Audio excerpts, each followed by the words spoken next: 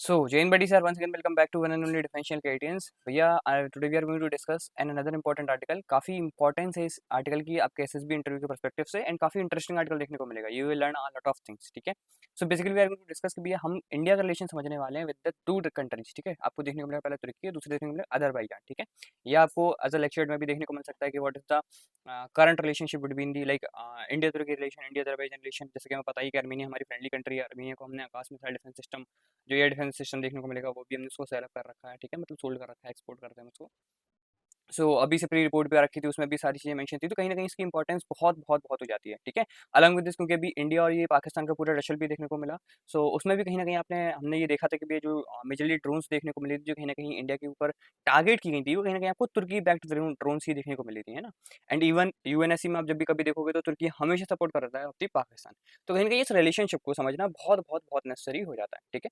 We are going to discuss, understand करने वाले हैं जब इंडिया का रिलेशनशिप को विद द तुर्की एंड द अजरबैजान कि बेसिकली हमारे तुर्की और अजरबैजान के साथ कैसे रिलेशन है एंड इनकेस अगर कभी कन्फ्रंटिंग सिचुएशंस बनती हैं तो क्या हम इन दोनों को काइंड ऑफ अ थिंग इन्होंने कमर तोड़ सकते हैं क्या? क्या ऐसा कुछ सिनेरियो हो सकता है क्या? अच्छा, कमर तोड़ने से मेरा मतलब ऐसा नहीं है कि if you are used to follow ना कैनेडियंस, तो आपको पता होगा कि हमेशा जब भी वॉर के सिचुएशन में या फिर कुछ ऐसा हम जब क्रिटिकल थिंकिंग करते हैं, so I have always used to say कि भैया अगर किसी भी कंट्री को आपको वीक बनाना है, so firstly you should come up with the economic situations. मतलब आपको सबसे पहले उसकी इकोनॉमी को कट डाउन करना पड़ेगा, है ना? This is the same scenario कहीं ना कहीं जो एक काइंड ऑफ मतलब हमारे अंदर कहीं ना कहीं टच चलता है कि अगर पाकिस्तान ने ऐसा कुछ कर रखा है तो भाई तो पाकिस्तान को हम बिल्कुल लास्ट तक मार के ही छोड़ेंगे, जैसे इसराइल कर रहा है विद द हमास के भैया अब तो खत्म होके ही रहेगा हमास, इस तरीके से कुछ. ठीक है. तो ऐसा कुछ इंडियन कमेंट भी मेरे को देखने को मिले थे. बट मोर ओवर हमारे लिए अभी टेररिज्म को खत्म करना is not a kind of a thing कि आप दो चार बंदों को मार दो और टेररिज्म खत्म हो जाएगा. It requires a lot of time, lot of energy, lot of money. ठीक है. एंड ऐसा नहीं कि हम कैपेबल नहीं है, we are so much capable for that. लेकिन अभी हमारी प्रायोरिटीज थोड़ी डिफरेंट है. आपने अभी रिसेंटली देखा हम फोर्थ लार्जेस्ट इकोनॉमी बन चुके हैं. अगर हमें बाकी कंट्रीज को पीछे छोड़ना है, क्योंकि जो इंडिया पाकिस्तान का चलता है ना, जो इंडिया पाकिस्तान हम बोलते थे, अब भाई वो बोलने में भी अच्छा लगता है. पाकिस्तान बहुत बहुत बहुत पीछे रह चुका है. This is completely blurred. अब आगे आने वाले टाइम में हमें इंडिया यूएसए बोलना होगा, इंडिया चाइना बोलना होगा. ठीक है. रशिया तो हमारे क्योंकि फ्रेंडली मेंबर है, तो ऐसे नो इश्यूज. ठीक है ना. आपके अगर करने वाले हैं इसमें, अच्छा सबसे अच्छी बात इसमें ये देखने को मिलेगी आपको कि इस पैरा में ना आपको मतलब काइंड ऑफ अ थिंग, मतलब ये पैरा जो है वो काफ़ी अच्छा मेरे को इसलिए लगा क्योंकि इसमें ना जो चीज़ें बताई गई हैं वो पिक्टोग्राफिक मेमोरी के तौर पे ज़्यादा बताई गई है. मतलब काइंड ऑफ अ थिंग आपको ये चीज़ें ना देखने को ज़्यादा मिलेगी, है ना, with the help of graphs. यहाँ पे ग्राफ्स बहुत अच्छे अच्छे प्रोवाइडेड है. So let me show you the graph firstly. ठीक है. आपको ये ग्राफ देखिए, कंप्लीट 6 ग्राफ आपको देखने को मिले जो कहीं ना कहीं बहुत इंपॉर्टेंस रखते हैं, है ना. होप सो कि आपको टेक्स्ट भी एज सच विजिबल होगा एंड काइंड ऑफ ये चीज़ भी विजिबल होगी. ठीक है. We are going to discuss each and everything one by one. सबसे पहले स्टार्ट करते हैं बेसिकली भैया आर्टिकल में क्या क्या लिखा हुआ है एग्जैक्टली, वो क्या बताना चाह रहा है. ठीक है. देखते हैं यहाँ पे आप देखोगे. अच्छा, यहाँ पे हेडलाइन मेंशन थी, तो we are going to discuss this headline also. That is data suggest that even if an official trade ban is issued against these two nations, India stand to be lose little. ठीक है. India की कहीं ना कहीं यहाँ पे kind of thing, मतलब इस आर्टिकल पढ़ोगे तो लापरवाही जैसी चीजें देखने को मिल रही है, क्योंकि ऑफिशियली देखा जाए तो क्योंकि India Turkey as well as Azerbaijan, हमारे India versus Turkey, India versus Azerbaijan चलता है. ठीक है. Both of us are not in the, मतलब थ्री ऑफ अमंग, है ना, हमारे साथ कभी भी किसी के भी फ्रेंडली रिलेशंस नहीं है. लेकिन तब भी आप देखोगे तो अनऑफिशियली ट्रेड बहुत ज़्यादा होता है और कहीं ना कहीं हम ही इन कंट्रीज़ को बहुत ज़्यादा बेनिफिट पहुंचा रहे हैं. इस आर्टिकल्स में क्लियरली मेंशन था. We are going to discuss exactly क्या हो रहा है. अगर कभी ऐसी सिचुएशंस आती हैं कि भैया हमें अगर इनको कन्फ्रंट करना हो तो हम इनको कितनी बेहतर तरीके से कन्फ्रंट कर सकते हैं. ठीक है. Okay. We are going to start with the article. देखते हैं, मैं पढ़ते हैं यहाँ पे. देखो, following Turkey and Azerbaijan support for the Pakistan after the Indian military confrontation in the wake of the Pahalgam massacre. Pahalgam massacre आपने देखा कि भैया क्या था, उसके बाद ऑपरेशन सिंदूर हुआ. ऑपरेशन सिंदूर के बाद जो कि आपको ड्रोन्स बैक्ड अटैक देखने को मिले थे, वो कहीं ना कहीं तुर्की बैक्ड ड्रोन्स आपको देखने को मिली थी. ओके भैया, बिल्कुल सही बात है. कौन सा कलर में यार, ये लेते हैं पर्पल. ठीक है. सबसे विजिबल होगा आपको मैनी ऑनलाइन. अच्छा, इसके बाद होता क्या है ना भैया, जैसे ये पहलगाम वाला मसैकर देखने को मिला कहीं ना कहीं, क्योंकि तुर्की और अजरबैजान दोनों ने सपोर्ट कर रखा था विद पाकिस्तान. तो जो हमारे क्योंकि मेंबर्स देखने को मिलते थे फ्रॉम द इंडिया, क्योंकि हम इंडियन कैफे ऐसे देखने को मिलेंगे कि भैया तुर्की एज वेल एज अजरबैजान को विजिट करने जा रहे हैं, टूरिस्ट स्पॉट. ठीक है. वो टूरिस्ट हब देखते हैं उसको, तो कहीं ना कहीं उनको विजिट करने जाते हैं. इवन आप देखोगे इस आर्टिकल में ही आगे मेंशन है कि भैया तुर्की और अजरबैजान में हमारे जो नंबर ऑफ स्टूडेंट्स हैं, मतलब जो फॉरेन स्टूडेंट्स जो मतलब बाहर जाकर पढ़ाई करते हैं, इंडियन स्टूडेंट्स, उनकी संख्या भी बहुत बहुत बढ़ चुकी है. अराउंड 7 टाइम्स इंक्रीज कर चुके हैं, ठीक है। So we are going to discuss this also. So many online platform, अब होता क्या है कि भैया जब ट्रैवलिंग देखने को मिलता है तो ट्रैवलिंग में टूरिस्ट एज आ कहीं ना कहीं जो फॉरेन टूरिस्ट होते हैं वो कहीं ना कहीं इकोनॉमी में बहुत ज़्यादा कंट्रीब्यूट कर रहे होते हैं। अब यहाँ पे आपको एक कॉन्सेप्ट समझना होगा, ठीक है, ये भी आपके एसएसबी के पर्सपेक्टिव से इंपॉर्टेंट है, एटलीस्ट आपकी जनरल अवेयरनेस को इंप्रूव करेगा। जैसे अगर मैं बात करता हूँ भैया इंडिया, ठीक है, अगर मैं इंडिया की बात करता हूँ और इंडिया में अगर आप देखते हो कि कोई बंदा ऐसा था जो एमपी से लेके एमपी से सपोज फॉर यूपी घूमने गया या फिर यूपी से कर्नाटका घूमने गया। So this is somewhat like ये कहीं ना कहीं ऐसा होता है कि भैया जब यूपी से ज़्यादा टूरिस्ट हैं वो अगर कर्नाटका घूमने जा रहे हैं, इसका मतलब जैसे मैसूर वगैरह एक टूरिस्ट स्पॉट देखने को मिलता है, ठीक है, कई सारे देखने को मिलेंगे आप कर्नाटका में। तो इसका मतलब ये होगा कि हमने कर्नाटका की स्टेट इकोनॉमी में कंट्रीब्यूट किया, कर्नाटका की कहीं ना कहीं स्टेट इकोनॉमी है, उसमें एक बहुत अच्छा कंट्रीब्यूशन आपको टूरिस्ट का देखने को मिलेगा, कई सारे फॉरेन टूरिस्ट भी आते हैं। एक मोटा-मोटा एग्जांपल मैं आपको क्या बताना चाहता हूँ कि अगर भैया कोई यूपी का बंदा कर्नाटका जाके घूम के आता है या फिर एमपी का बंदा यूपी घूम के आता है, तो जहाँ से बंदा जा रहा है और जहाँ घूमने वाला है, जैसे सपोज़ करो यूपी घूमने वाला है, तो कहीं न कहीं वो यूपी की स्टेट इकोनॉमी में कंट्रीब्यूट करने वाला है। बट ऑल ओवर जो नेशन की इकोनॉमी रहेगी एज़ सच उसमें कोई भी इजाफा नहीं होगा। मतलब वहाँ पे जो एमपी से कम हुई वो यूपी में कंट्रीब्यूट हो गई। अगर यूपी से कर्नाटक गया तो यूपी में जो कम हुई वो कर्नाटका में हो गई। कर्नाटका से यूपी में गया तो ऐसे करके बैलेंस चल रहा होता है। मतलब जहाँ पे ज़्यादा टूरिस्ट जाते हैं, जैसे कि गोवा एक kind of a tourist hub देखने को मिलता है हमारे यहाँ, ठीक है। हमारे यहाँ उत्तराखंड हो गया, हमारे यहाँ नॉर्थ ईस्टर्न स्टेट्स ले लो, यहाँ पे कहीं न कहीं टूरिस्ट हब के तौर पे देखते हैं और यहाँ पे हम मेनली विजिट करने जाते हैं। जब विजिट करने जाते हैं तो कहीं न कहीं इन स्टेट्स का एक बहुत बड़ा इकोनॉमी का कंट्रीब्यूशन आपका यहाँ से आता है टूरिस्ट स्पॉट से, ठीक है। जैसे अभी यूपी में महाकुंभ हुआ था, तो कितना सारा वहाँ पे पैसा वगैरह निकल के आया, ठीक है। तो कहीं न कहीं वो यूपी की इकोनॉमी में कंट्रीब्यूट करने वाला था। लेकिन इसका ये बिल्कुल मतलब नहीं होता कि हमारी ऑल ओवर जो इंडिया की जीडीपी है वो बढ़ जाएगी, बिकॉज़ वी आर इंडियंस और सारे स्टेट कहीं न कहीं इंडिया में कंट्रीब्यूट ही करते हैं इक्वली। लेकिन अगर ऐसा होता है कि भैया कोई बंदा था जो यूके से, यूएसए से, ऑस्ट्रेलिया से, रशिया से, यहाँ से कहीं फॉरेन कंट्री से अगर आके घूमता है कहाँ पे यूपी में घूमता है, तो व्हाट वी अब यहाँ पे क्या होने वाला है, अब भैया ये बाहर की जो फॉरेन इकोनॉमी थी वो हमारे यहाँ आने वाली है। तो कहीं न कहीं अब जब ऐसी इकोनॉमी आती है ना तो हमारी जो इकोनॉमी होती है वो बहुत ज़्यादा बूस्ट अप करती है। अब ऐसा ही कुछ सिनेरियो आपको यहाँ पे देखने को मिलेगा। अनटिल अनलेस जब तक हम अपनी स्टेट में घूम रहे थे तो एज सच हम अपनी इंडिया की इकोनॉमी में ही कंट्रीब्यूट कर रहे थे। इसीलिए कई बार पीएम मोदी सर ने बोल भी रखा है कि भैया इंडिया में इतने स्पॉट देखने को मिलता है तो ट्राई करें कि आप उनको ही विजिट अप कर पाएँ। सो जो भी लोग तुर्की और अज़रबैजान जाने वाले थे उनके सबसे पहले देखने को मिला कि भैया उन्होंने प्लेटफ़ॉर्म मतलब जो भी उनके कैंसलेशन थे, जो भी उनके शेड्यूल्स थी टिकट्स वगैरह, टूर वगैरह, वो सारी की सारी कैंसल देखने को मिली। उसमें एक बहुत बड़ा इजाफा देखने को मिला। This is kind of a thing जो बहुत अच्छी चीज़ है। मतलब पीपल यूज्ड टू अंडरस्टैंड कि मेरे को यार इंडिया के साथ स्टैंड लेना है। इंडिया अगर मेरे लिए कुछ कर रहा है तो we should stand over there, ठीक है। So many online travel platform reported a sharp spike in the cancellation. ठीक है, in the cancellation of the tour bookings in these countries. Many Indian operators withdraw offers and promotional packages for their trips to the Turkey as well as Azerbaijan. ठीक है, along with this इतना ही नहीं, social media पे एक kind of boycott का भी वो चल रहा था, काइंड ऑफ ट्रेंड के on social media call to boycott both countries gained traction, ठीक है। इसी के साथ अगर आपको याद हो तो कुछ दिन पहले मैंने पत्रिका में भी एक आर्टिकल डाल रखा था जहाँ पे मैंने क्लियरली मेंशन कर रखा था कि भैया आपकी आईआईटी बॉम्बे ने सारे रिलेशन तोड़ दिए। किसके साथ?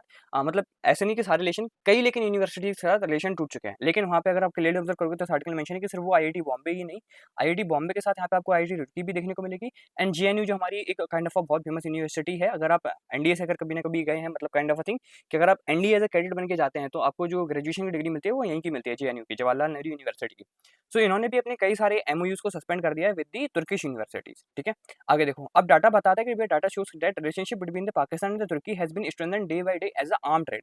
जो पाकिस्तान और तुर्की के रिलेशन देखने को मिलते हैं वो कहीं ना कहीं बहुत स्ट्रांग होते हैं, जैसे हमारे और रशिया के हैं, ठीक है। जैसे हम रशिया से बहुत सारा डिफेंस इक्विपमेंट परचेस करते हैं, ऐसे कहीं ना कहीं क्योंकि तुर्की अभी सबसे ज़्यादा जो देखा जाए तो इन लो कॉस्ट प्राइस उन्होंने ड्रोन प्रोडक्शन में काफ़ी अच्छा कर रखा है, ठीक है। वी शुड ऑल्सो प्रेस अगर कोई बंदा जेन्युइनली अच्छा करता है, ठीक है। नो डाउट मैं ये नहीं कर रहा कि यार एंटी इंडिया चीज़ हो रही है, लेकिन जहाँ पे उन्होंने कितनी लो कॉस्ट में ड्रोन्स बना के दिखाई और कितने लिमिटेड पीरियड ऑफ टाइम में, ठीक है।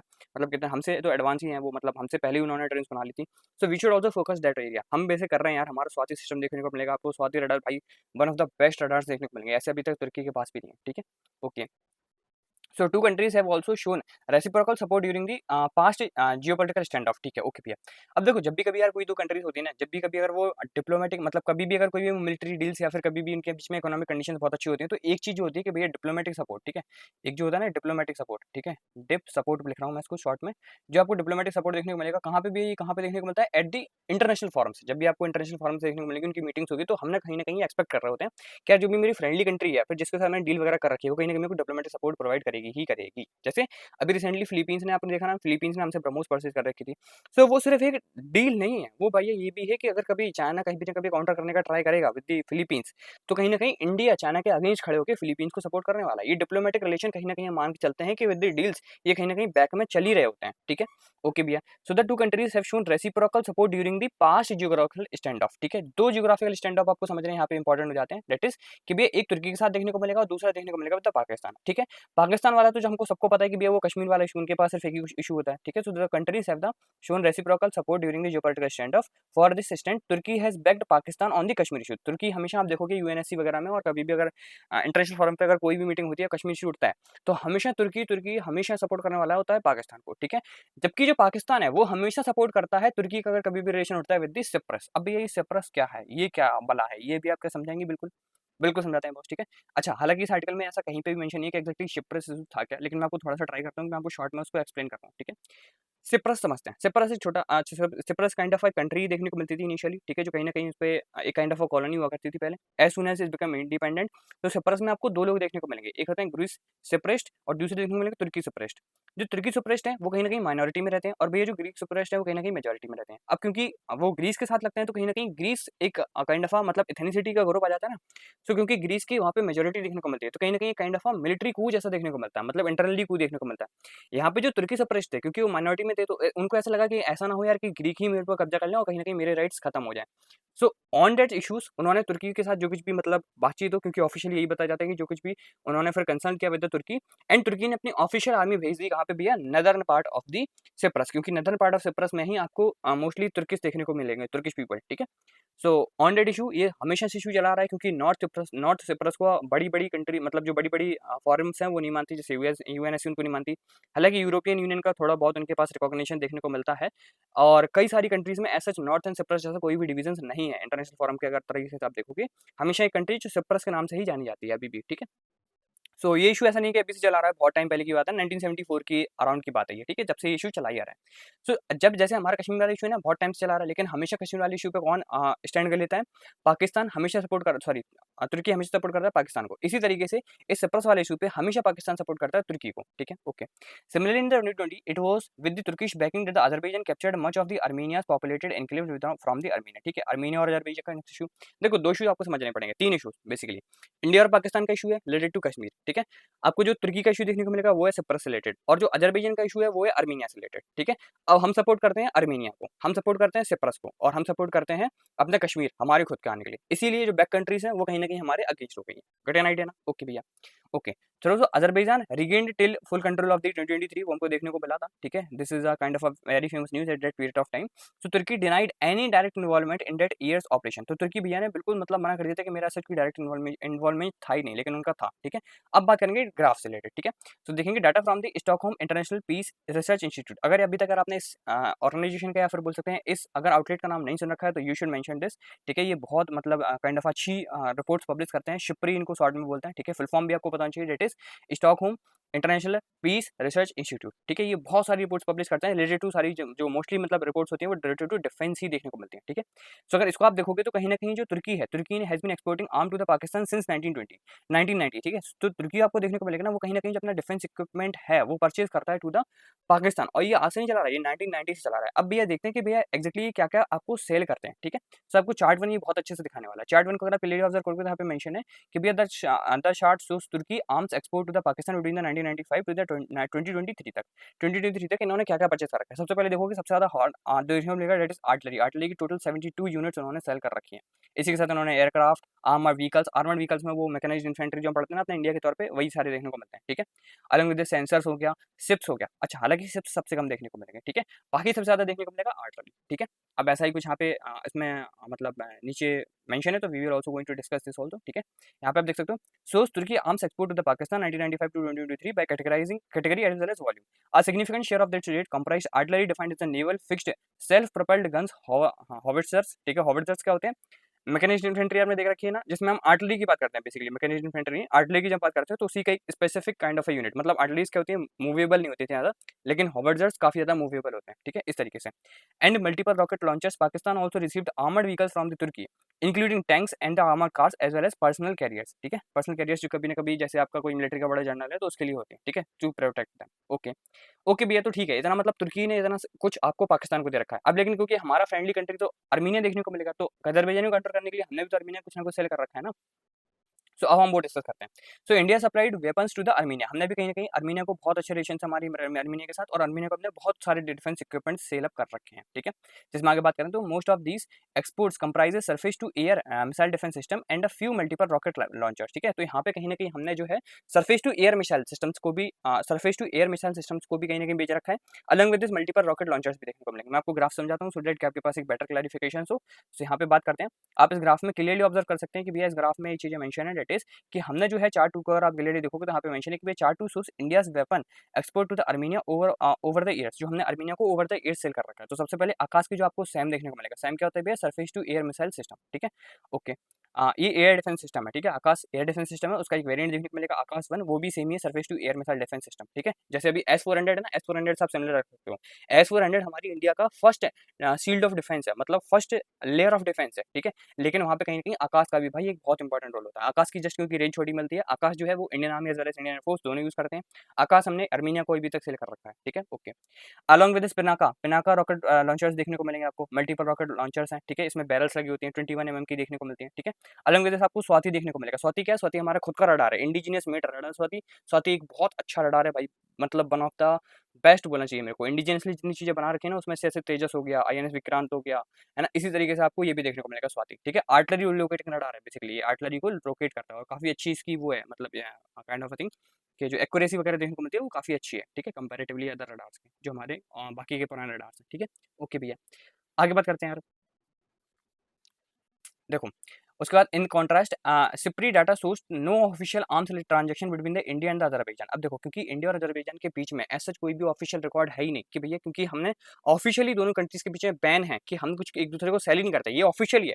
ऐसा सिप्री ने भी बिल्कुल बोल रखा है कि भैया इन दोनों के बीच में ऐसा कोई नहीं हुआ, लेकिन इंडिया कहीं ना कहीं कर रहा है, जैसे और इंडिया और तुर्की, और सेम हमारा हमारा इंडिया और तुर्की के साथ भी। लेकिन ऐसा रियलिटी में देखोगे ना, अब तो ऐसा बिल्कुल नहीं है। क्यों? क्योंकि अभी आगे इस आर्टिकल में मेंशन आप देख सकते हो, last week some Indian traders association passed resolutions to the boycott all form of a trade and the commercial engagement with the Turkey and Azerbaijan। जब ये तुर्की और अजरबैजान का कहीं ना कहीं सपोर्ट देखने को मिला विद द पाकिस्तान, इस रिलेटेड मल्टीपल आर्टिकल पब्लिश हो चुके थे पत्रिका में, we are already uploading these articles, ठीक है। तो कहीं ना कहीं उसके बाद जो एक बॉयकॉट की बात थी, जैसे मैंने बताया ना कि जो आपको सोशल मीडिया पे भी ट्रेंड देखने को मिला कि बॉयकॉट करो, तो कहीं ना कहीं जो दोनों के बीच में हम जो ट्रेड करते हैं उसके रिलेटेड भी बॉयकॉट करने की बात उठी। जब ये बॉयकॉट करने की बात उठी तो उसके बाद ये भाई इशू बहुत ज्यादा इशू उठने लगा, ठीक है। बेसिकली इशू क्या था वो बताते हैं। So, however, data suggests that even if this escalates into an official trade ban, India stand to lose little. India कहीं ना कहीं lose little बैग है। कैसे? Crude oil is the primary import from both of the countries, but their combined share in India total crude oil import has been remained below 1% over the past 6 years. ठीक है?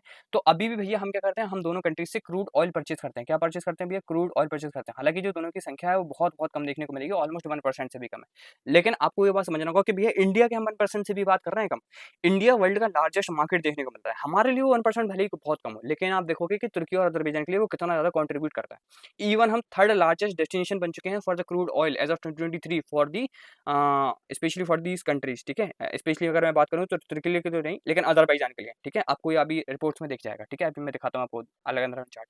आप देखते हो यहाँ पे mention है, दैट इज चार्ट 3। अब chart 3 पे बात करने वाले हैं। In contrast Azerbaijan could face a greater impact, Azerbaijan को एक बहुत बड़ा ग्रेटर इंपैक्ट फेस करने को मिल सकता है, as India was its third largest destination for nation for the crude oil as of 2023 के अकॉर्डिंग हम भैया अजरबैजान की थर्ड लार्जेस्ट डेस्टिनेशन हुआ करते थे क्रूड ऑयल के मामले में। जबकि हमारे पर्सपेक्टिव से देखोगे तो वो बहुत छोटा सा अमाउंट है, लेकिन क्योंकि हम वर्ल्ड लार्जेस्ट मार्केट है तो उनके पर्सपेक्टिव से देखोगे ना तो वो बहुत बहुत बहुत है उनके लिए भी, ठीक है। आप देखो चार्ट 3 को लिए ऑब्जर्व करोगे तो ये जो हम क्रूड ऑयल परचेस करते हैं उसकी क्या क्या फ्रिक्वेंसीज देखने को मिलती है। सबसे ज्यादा इराक से करते हैं, फिर सऊदी अरेबिया से हमारे बहुत से रिलेशन है, UAE के साथ, रशिया के साथ, USA के साथ, ऑस्ट्रेलिया के साथ, तुर्की के साथ, एज वेल एज अरेबियान। दोनों का देख लो भाई कितना कम कंट्रीब्यूशन है, ठीक है। दोनों का मिला तो 1% भी नहीं हो रहा। Okay, another major import from तुर्की is machinery in the mechanism appliances, ठीक है। जो हम तुर्की के साथ जो इंपोर्ट एंड एक्सपोर्ट करते हैं, अच्छा ये भी आपको पता चाहिए कि बेसिकली हम तुर्की के साथ क्या एक्सपोर्ट एंड इंपोर्ट करते हैं। कई बार आपके SSB इंटरव्यू में पूछ लिया जाता है, या फिर समवॉट के आपको एटलीस्ट पता तो नहीं चाहिए, है ना, क्योंकि आप जब कभी लेक्चर वगैरह देते हो तो आपके ये पॉइंट्स बहुत ज़्यादा सपोर्ट में आने वाले होते हैं, ठीक है। सो इसमें हम सिर्फ जो मेन बात है ना वो ये है कि मशीनरी और मैकेनिकल जो अप्लायंसेस हैं वो इंपॉर्टेंट नहीं है। इंपॉर्टेंट क्या है कि भैया जो न्यूक्लियर रिएक्टर वाली चीजें देखते हो ना, न्यूक्लियर रिएक्टर हो गया, बॉयलर हो गया, जो आपको लगता है यूज होता है, ठीक है, इससे रिलेटेड जो पार्ट्स होता है ना वो कहीं ना कहीं यार उसके लिए भी अभी तक हम तुर्की पे डिपेंडेंट है। ठीक है, इस पॉइंट को मैं चाहूंगा कि मैं हाईलाइट भी कर दूं, this is an important point कि तुर्की का आपको देखने को मिलेगा ना machinery as well as mechanical appliances including nuclear reactor, boiler as well as related parts. ठीक है, इस तरीके का कुछ सिनेरियोस देखने को मिल रहा है। ओके भैया, आगे बात करते हैं यार। आगे देखोगे तो यहाँ पे मेंशन है कि but even in this category तुर्की अकाउंट्स फॉर ओनली 1%। लेकिन इस कैटेगरी में भी आप देखोगे कि तुर्की से हम बहुत कम परचेस करते हैं, ऑलमोस्ट ऑलमोस्ट 1% ही परचेस करते हैं of the India total import. ठीक है, इस ग्राफ नंबर 4 के थ्रू आप इसको बेटर तरीके से समझ पाओगे कि ग्राफ नंबर 4 में क्लियरली मेंशन्ड है, दैट इज कि ग्राफ नंबर 4 को अगर आप थोड़ा सा देखोगे तो यहाँ पे मेंशन है कि country wise share of the India import to the nuclear reactor in the machinery. जब आप इसको देखोगे तो यहाँ पे देखो तुर्की का नाम सबसे पीछे आता है। हालांकि जो सबसे पहले आता है वो ये चाइना है, जो कभी ना कभी शायद हमको आगे जाके रियलाइजेशन होगा। ठीक है, और सेकंड वन पे देखने को मिलता है दैट इज जर्मनी, फिर यूएसए है, जापान है, सिंगापुर है। ठीक है, तो हम अल्टरनेटिव ढूंढ रहे हैं कि हम सिंगापुर को कैसे आगे ले जा सकते हैं कंपेयर टू चाइना। ठीक है, ओके, लेकिन इसको करने में बहुत टाइम लगने वाला है। ठीक है, so India remains far more dependent on the countries such as China and the Germany for such equipments. जो न्यूक्लियर रिएक्टर बॉयलर वाली चीजें हैं वो कहीं ना कहीं हम China as well as Germany से परचेज करते हैं। While call for the boycott, Turkey and Azerbaijan have led to the mass cancellation of the travel bookings from the India. Data shows from the India tourists formed less than 1% of all tourists to the Turkey in 2024. That said, the number of Indian visitors of Turkey has been rising steadily in the recent year. जो आपको तुर्की जाने वाले जो आपको देखने को मिलेंगे, तुर्की का वैसे नाम अब तुर्कीये हो गया है। ठीक है, तो मैं तुर्की तुर्की बोल रहा हूँ, तो ऐसे उसको कंफ्यूज मत करना क्योंकि उसका नाम तुर्कीये हो गया है। ठीक है, ओके, सो जो आपको टूरिस्ट देखने को मिलेंगे ना, अगर हम कंपैरिजन करें तो आपको ये चार्ट नंबर 5 में क्लियरली ऑब्जर्वेशन देखने को मिलेगा कि ये रेड वाला जो पाकिस्तान को दिखाता है, जो ब्लू वाला है वो इंडिया को दिखाता है। आप देखो भाई 2023 में कितना ज़्यादा स्पाइक देखने को मिल रहा है, जबकि आप इनिशियली देखो 2008 से ही कहीं ना कहीं बढ़ाई है, और यहाँ पे आपको थोड़ा सा कम देखने को मिला था। फिर ये जो कोविड वाला ईयर था वो उसमें कम देखने को मिला, उसके बाद ये रेगुलरली इंक्रीज ही कर रहा है। जबकि आप पाकिस्तान का देखोगे तो ये रेगुलरली इंक्रीज कर रहा है आफ्टर द कोविड। ठीक है, तब भी हम मतलब इनका कहीं ना कहीं बहुत ज़्यादा कंट्रीब्यूट कर रहे हैं। मैं आपको समझा चुका हूँ कि अगर इन बिटवीन द कंट्री में अगर ट्रेवल करते हो और कभी फॉरेन कंट्रीज में ट्रेवल करते हो तो कितना ज़्यादा इकोनॉमी को बेनिफिट देखने को मिलता है ना। ओके भैया, आगे बात करते हैं यार। आगे देखो, in 2023 India made up less than 6% of the all tourists in the Azerbaijan, but this year rose to around 10% in 2024। कहीं ना कहीं जो आपका 2023 में 6% देखने को मिला था वो 2024 तक भी 10% हो चुका था। Boycott calls therefore come to an time when Indian travels to both these countries was on rise. तो कहीं ना कहीं जो बॉयकॉट देखने को मिला वो उस टाइम पे देखने को मिला जहाँ पे ये दोनों कंट्रीज में राइज देखने को मिल रहा था। ठीक है, इस ग्राफ से भी अच्छे से देख सकते हो कि ये जो अजरबैजान का था, अब ये था पहला वाला देखा हमने तुर्की वाला, अब देखते हैं अजरबैजान वाला। तो रेड में सेम पाकिस्तान और ब्लू वाला इंडिया को। अब देखो भाई सबसे ज्यादा स्पाइक 2022 और 2023 में ही देखने को मिला। ठीक है, जो कभी अभी 6% हुआ करता था और 2024 में तो 10% हो गया। तो अगर 2024 का ग्राफ बनाऊंगा ना तो मैं वो भाई और भी ऊपर जाने वाला है, समवट लाइक दिस। ठीक है, ऐसा कुछ देखने को मिलेगा जो अगर मैं 2024 का बनाऊँ तो।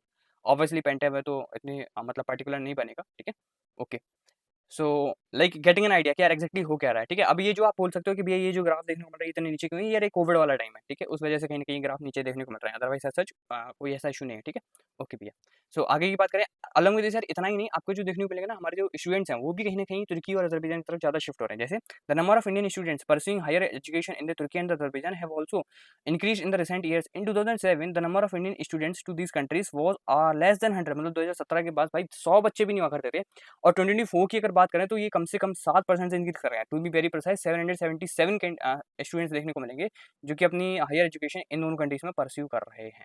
ठीक है, सो होप सो यार आइडिया लगा होगा एक्जैक्टली। अगर आपको कभी भी देखने को मिलता है एसएसबी में कि भी अब एक्जैक्टली इंडिया और तुर्की के बीच में रिलेशन, इंडिया और अजरबैजान के बीच में रिलेशन, तो क्या चीज़ हम एक्सपोर्ट करते हैं, क्या इंपोर्ट करते हैं, कैसा ट्रैवल का सिनेरियो देखने को मिल रहा है, स्टूडेंट्स डिस्पोरा किस तरीके से देखने को मिल रहा है। ठीक है, बॉयकॉट क्या क्या चीज़ें करने की बोली गई और अनऑफिशियली क्या क्या हम ट्रेड कर रहे हैं, हमारे लिए वो डेस्टिनेशन कितनी ज़्यादा इंपॉर्टेंट है, उनके लिए हम कितना ज़्यादा इंपॉर्टेंट है। Hope so I was able to clear each and everything and आपको ये आर्टिकल समझ में भी आएगा। If you want to learn such more articles तो ये सारी चीज़ें वैसे हम यार वीकली पत्रिका में कवर करते हैं। So this can be a better option. ठीक है, to get updated with each and everything. उसमें हम सारे आर्टिकल्स ऑलमोस्ट कवर होते हैं, जितना भी आपको इंपॉर्टेंट देखने को मिलेगा ना for SSB perspective, each and everything is going to be covered in that पत्रिका। ठीक है, वन ऑफ द मास्टरपीस। आप इसके रिलेटेड फ्री पीडीएफ देख सकते हो, डेली बेसिस पे वो एडिटोरियल्स फॉर्मेट में अपडेटेड होती हैं। ठीक है, एक उसमें एडिटोरियल देखने को मिलता है, एक national page as well as 2 international page देखने को मिलता है। ठीक है, तो यार मिलते हैं नेक्स्ट वीडियो में अमेजिंग एंड कंटेंट।